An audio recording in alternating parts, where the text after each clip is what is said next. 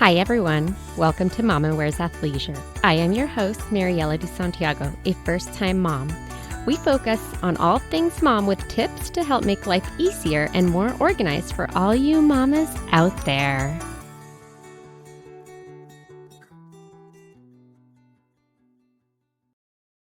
Hi, everyone. Today I'm here with Carol, and we are going to talk a little bit about potty training. Thank you for having me. My name is Carol Segal. I am the owner and founder of the Bambini Method. And to give you some little bit of context and some back information about myself, I've been personally teaching in a Montessori school for well over 20 plus years, mainly working with children ages 2 years old. And one of the number one skills when you're working with children that age is toilet training. I also have a lot of experience with working with children younger. My Montessori certification is from ages birth to 6 years old. And the school that I worked at, we had children from ages 6 weeks all the way up to adolescence. And at the school, I was in charge of our birth to 3 program. So I have tons of experience working with children ages birth to 3. And during that period, I loved mentoring the parents, the teachers, and me personally doing it with the children and in my own classroom was toileting because it was a big part of what we did on a day-to-day basis. When the pandemic hit, I actually lost my job. And so I reinvented myself and created the Bambini Method. And at first, I was focused on sleep training and toilet training and discipline and things like that. But there's such a big need in toileting that now that's really just my main niche. And so much of what I do with toileting and talking, communicating with families does incorporate the sleep aspect, the discipline aspect. So much of toileting is behavioral as well. So we incorporate so many of these skills that I already naturally was working on into the program that I consult with and educate my parents on. I'm so happy that you mentioned that when it comes to being in like a school setting with kids, how toileting is such an important part because it's such a big topic when it comes to moms and daycares or wherever they choose to place their kids, whether they are able to attend if they're potty trained or not, right? Mhm. So with that, when is a good time to start potty training? I know that's such a broad question, and I know it's probably going to vary. So it might not be an age, but how do we know? Yeah. So just to give you a little bit of educational information. So just like anything else with as children are growing and developing, there are sensitive periods. A sensitive period is a period when something comes very easily, very naturally, and a child's very eager and willing and wanting to learn. And we don't always know or need to know when these sensitive periods are, but we kind of do. Like, for example, it's typically like that your child's going to start walking around 12 months and you're gearing them and developmentally getting them ready for them to start walking, right?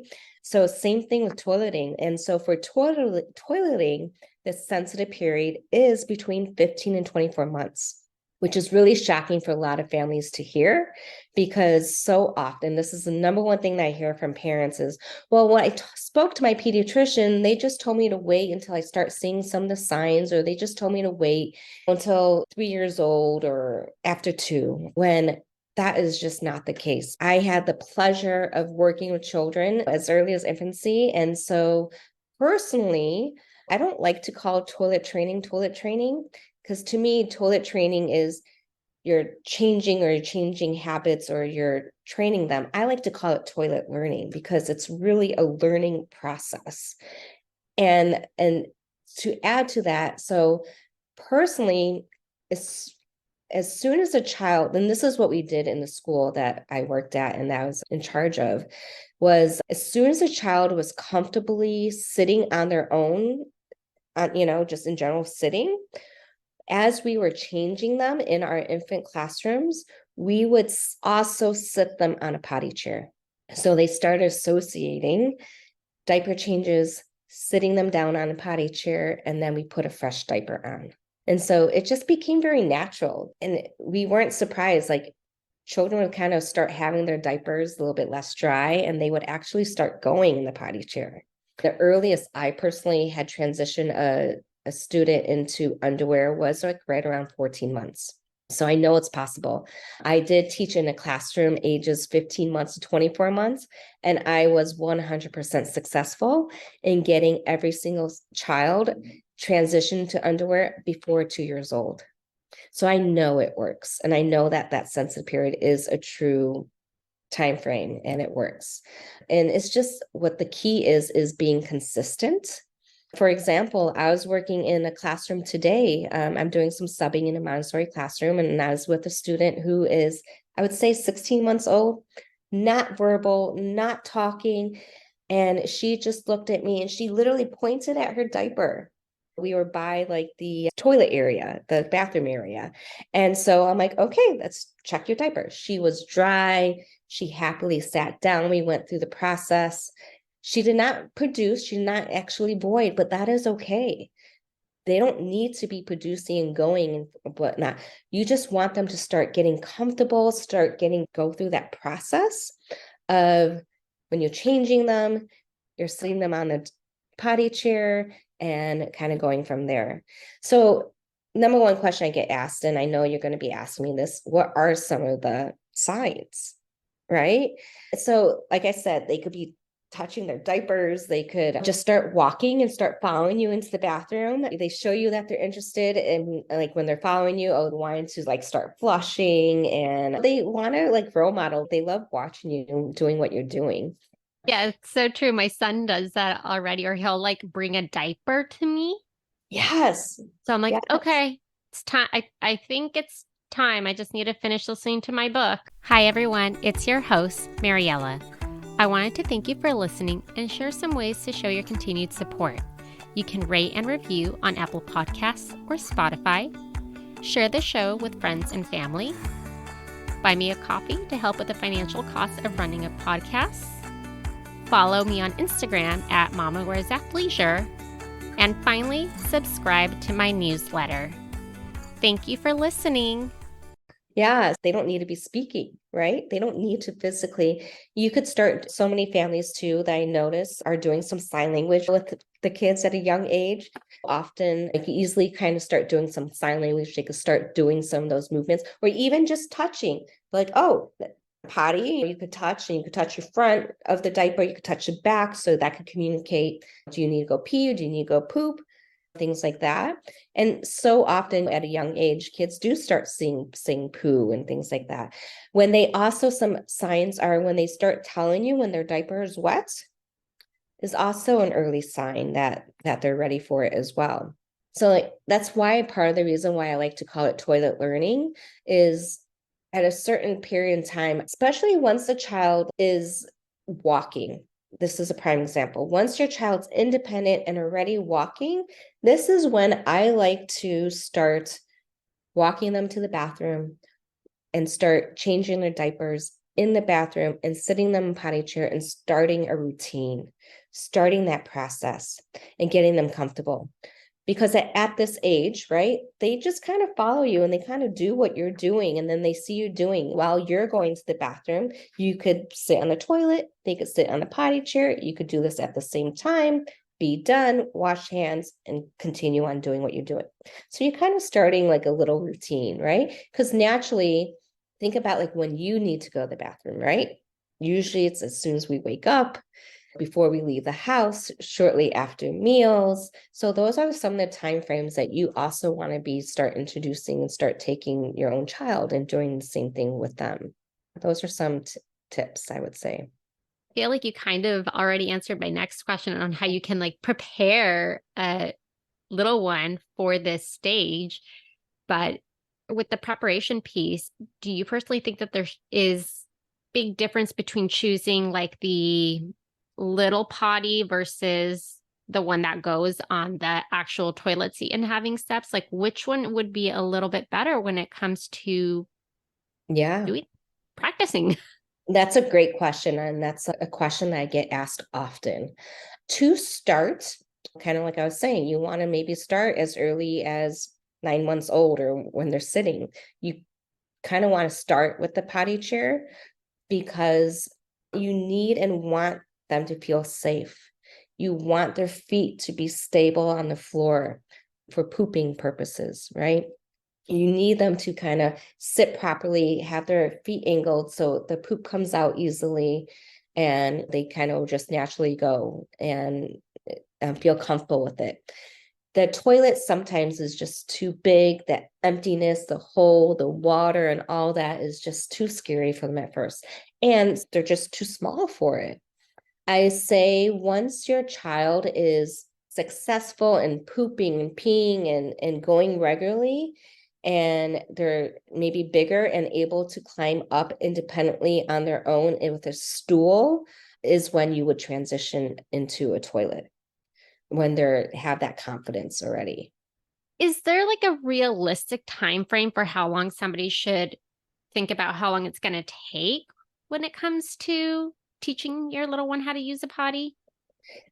Yes and no. Like anything, we all do things in our own timing, right? And then, especially if you take my advice in starting this early, once your child's like naturally going on their own, as you're naturally going to start seeing their diapers drier for long periods of times, they're just going to naturally start voiding and using the potty. So they're just going to naturally, show you. It's more of a holistic route, I would say. I don't even know if that's the proper word, but they will show you that they are capable and able and willing to go. Because at a young age, like I was saying, like they want to be doing what you're doing, because once they turn 2 and like closer to 3, everything's no. They want to fight you with everything, right? They want to, no, I don't want to, no, I don't. But if you just like make it part of your team, make it part of what you're doing, it's part of your life and whatever, and you're doing so early on, there's really no resistance. They're just like, okay, I'll do this. Okay. You don't need them to be sitting there for long periods of time. That's another big question. How long should I have them sit there? I would say no longer than 5 minutes if they haven't gone. No big deal. All right, let's get up. Let's go. Let's continue doing what we're doing. Is there anything that you would say helps encourage kids to go? Like sometimes you hear people use rewards. So whether that's some sort of a treat, a toy, a candy, whatever. What are your thoughts on that? Like, is it, yes, that works for some people, or it might not for others? Yeah. So, yes, rewards can work. They often only work for a very short period of time. To me, it's not a realistic way or route to go, because do you get rewarded when you go? We don't, right? For me, I don't believe in rewards. Montessori, just my philosophy and just in my training and using the term of Montessori and training, we don't believe in rewards. We don't believe even in praising per se. We believe more of that the act of going is the intrinsic reward. So we focus in my consulting and when I'm working with families one-to-one, I'm often working on the verbiage, the language, what should we be saying, what we should be doing, because that is so important in this stage. And so often parents don't realize that they're shaming their child just by some of the things that they're saying and or their tone of what they're saying things in. And I get it. It is so hard because when something's happening, accident after accident after accident, it gets frustrating. But we really need to be cautious and conscious about our verbiage and our language of what we're saying.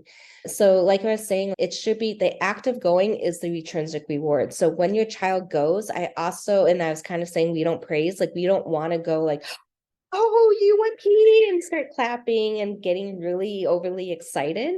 Again, I know it happens often, but I always recommend like kind of being like very matter of fact and nonchalant, like, oh, look, you peed, and showing them and getting like an excited voice, like, you peed. Let's do this again next time we go. Just kind of giving them that language and just pointing it out. That is it. And then you just kind of move on. At this age, they love to clean, they love to do things. If that's what they do go, it's like, okay, let's dump this into toilet. So you help them, encourage them, and showing them how to dump into the toilet, what the steps are, kind of just going through the process with them. Thank you for all of that. Do you have any other tips, suggestions, or recommendations that would be helpful for anyone that is either starting this route, considering to start this route, or is in it but struggling? Yes. So my best suggestion is and recommendation would be consistency is key. Consistency. Probably the biggest reason why I would say families come to me is children often struggle on how to poop. So parents always ask me if they have a boy, when's a good time to start standing? I always say we don't start standing until your child's mastered pooping, because you want to expect that every time that they're sitting down on the toilet or the potty, that they're going to poop, that there's always an opportunity, there's always that chance. My other main suggestion would be call your penis a penis, call your vagina a vagina. Use the real terms and language with them as well, would be another great suggestion. So it's potty talk. And if it's a part of your routine and part of your life, it's going to become very easy, very natural for everybody involved in the family. Thank you so much. I appreciate you taking time out of your day to walk us through this very fun and exciting stage. Yes, it is. Which Yes. Thank you so much for having me. I appreciate it. Thank you for listening. Tune in next week for our next episode. You can find us on Instagram for more updates and tips. Be sure to subscribe wherever you listen to your podcasts and give us a review if you like us.